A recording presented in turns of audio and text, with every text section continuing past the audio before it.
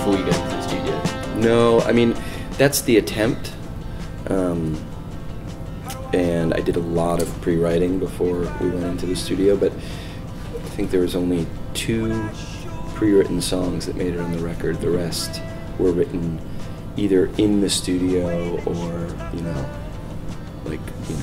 the morning I would wake up before we'd go in the studio kind of thing. How much of a sense is there of the studio as an instrument?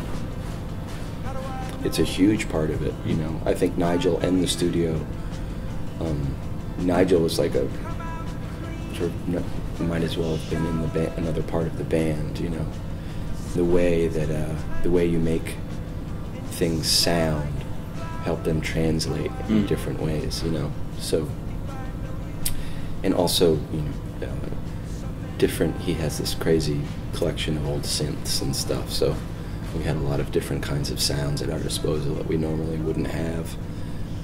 And the way, a room sound, the acoustics in a room is very particular. In each room you work in, the sound of the board, all those things. So it has a huge effect.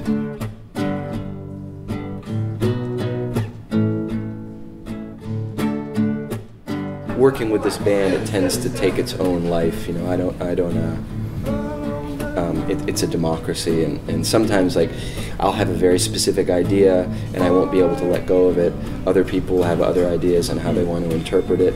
For a while I'll struggle with that because I want to sort of be in control or something, but then after all is said and done, it's better the way it turns out, and sometimes it just takes perspective to be able to see that. Do you feel like the writing process has become more collective the longer you've been together?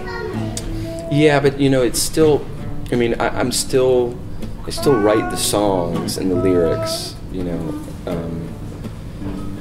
the chord sequences, the rough sketch of the song, that hasn't changed, but the way that the band translates it is so idiosyncratic. Everybody has a very specific way of playing, and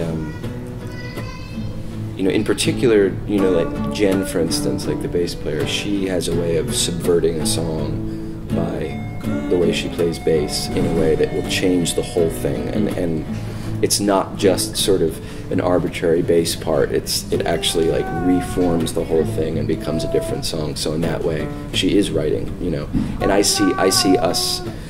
The arrangement of the songs are equally as important as the lyrics or the chord sequence. So yeah, in that way it is collective. It wouldn't sound like Hearing the Magic without Hearing the Magic,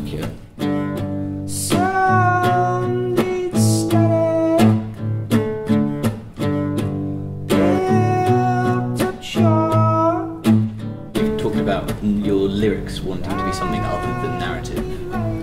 And yet this record perhaps seems lyrically perhaps more straightforward than the self-titled. Mm-hmm. Was that a conscious thing? Yeah. I wanted the lyrics to be less obtuse, I think, and less sort of psychedelic patchwork. I wanted to sing about very simple themes that were relatable to anybody, but then hopefully,